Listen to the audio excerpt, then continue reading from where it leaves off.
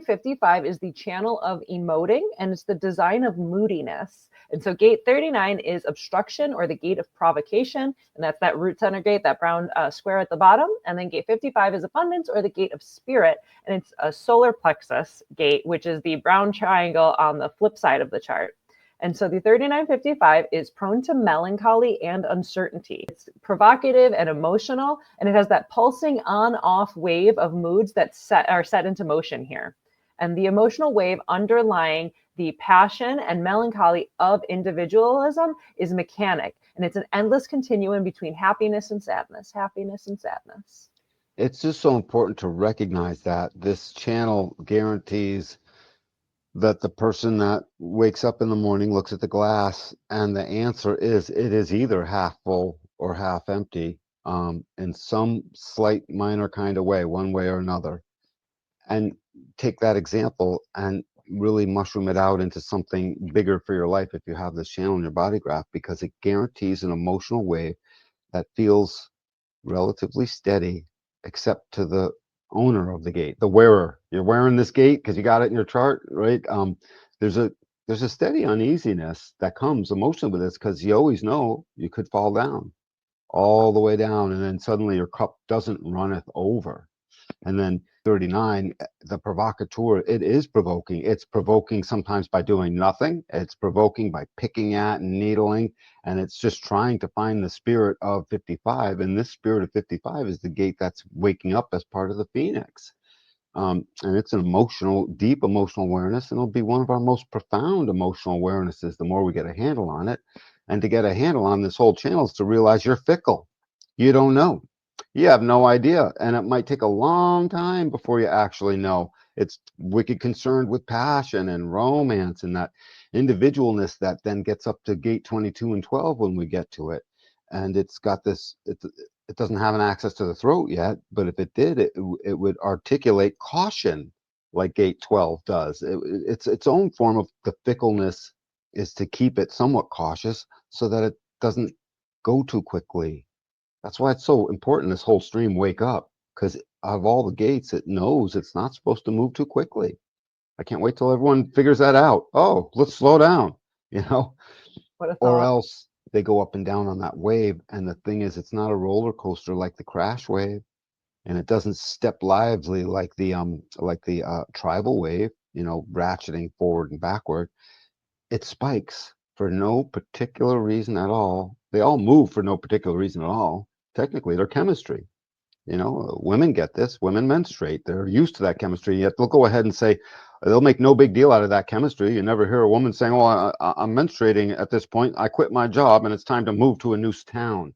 It's not. You don't say that. No woman will say You that. deal with it and you wait Yeah, it like out, because and they're it'll so get better in aware. a few days. It's very intelligent of them. It's emotionally intelligent of them to recognize this is a chemistry. Oh yeah, no, this doesn't matter. It's just it's on the move. Mm-hmm. Um, give them a touch of melancholy, like I said on the other side, and it's the end of the world. It's the same, not necessarily, but I'm just saying it's the same exact thing. And the thing with it is to watch that when it spikes all the way down. Do not run to the medicine chest. It's not something you're supposed to be medicated for, or that you have an eating disorder around.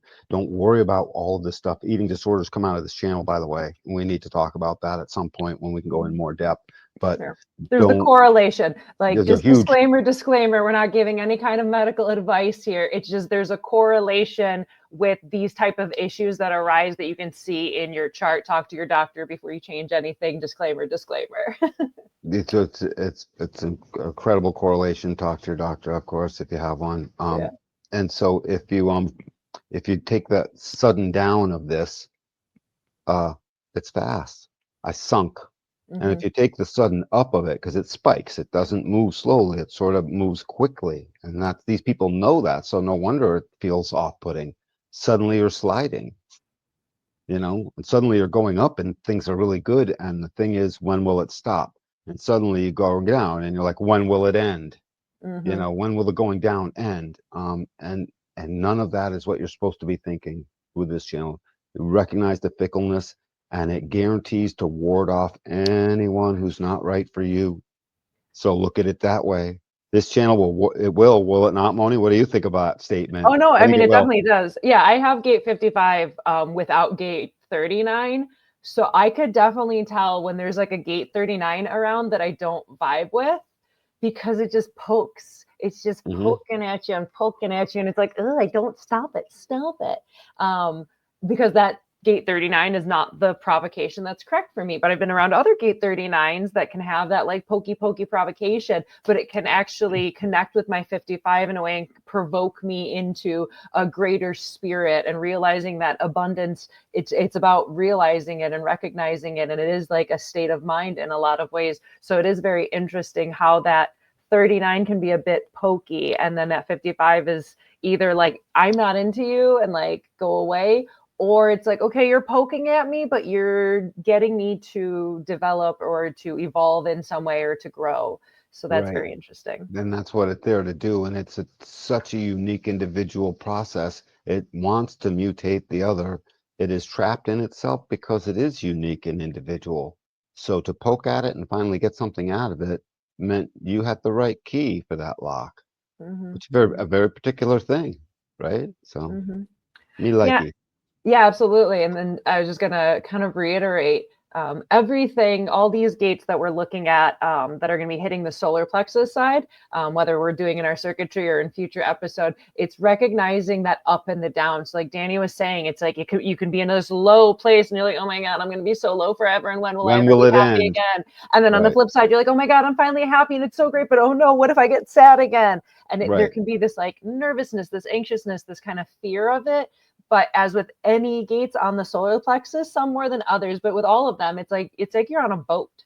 There's going to be the ups, there's going to be the downs. If you're on a boat and it goes low, are you freaking out that it'll never go up again? You're like, no, you're on water. It's going to move. It's going to move up and down. So that's what Danny was like trying to get at, of like, Yeah. the sky isn't falling, Chicken Little. It'll be okay. You will be happy again. Like you will feel that lightness again, even if in that moment it can feel like you're so low and you're drowning. Just trust like the wave will go up again, and when it's up, enjoy it. And yeah, eventually like the wave's going to dip again. Settle out. Yeah. Yeah, but it's like if you can surf with it, you'll have a lot more freedom. Because I've definitely seen this with some of my emotional friends, is like they'll get really caught up and they'll feel so low, and then by freaking out about it and getting so deep into it and so in their head and the sky is falling, it's like they make it worse for themselves, and that low will be more uncomfortable and it'll last longer because they're so tensing And against it. yield less. Yeah, Very and it's often it will end up yielding more confusion that lingers into the next cycle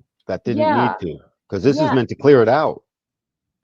Oh, that's This is meant interesting. to clear it out. Emotional clarity comes out of this gate, out of all Mhm. the solar plex gates.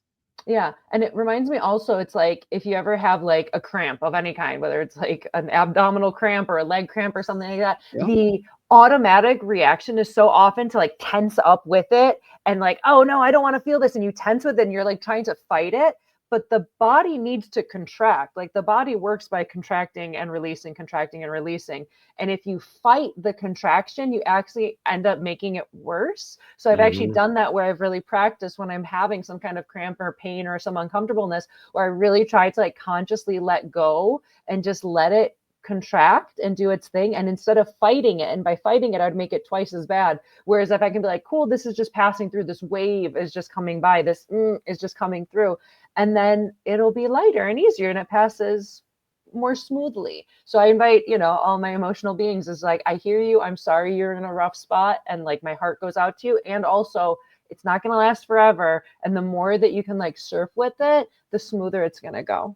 Take the childlike version that stays true no matter what. It's sadness and the emotional wave make you smarter.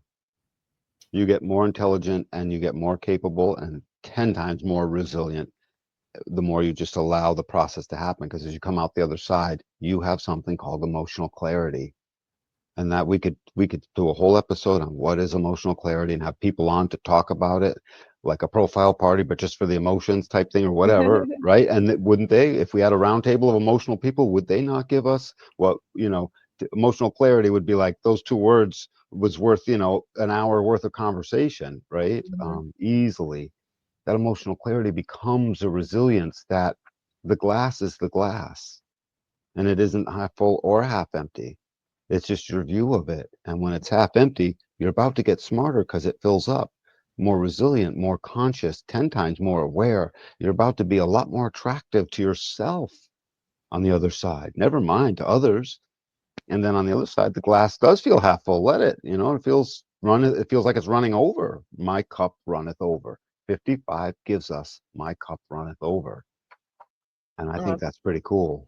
So that I is feel good cool. about this. Yeah, I like that. Yeah, it's like instead of worrying about the glass being half empty or half full, just be happy that you have a glass. Yeah, the glass, it's just a glass. And just just a glass. right. Watch it rise and fall. And by the way, you got a water jug. You can fill it up at any time. There you That's go. the point.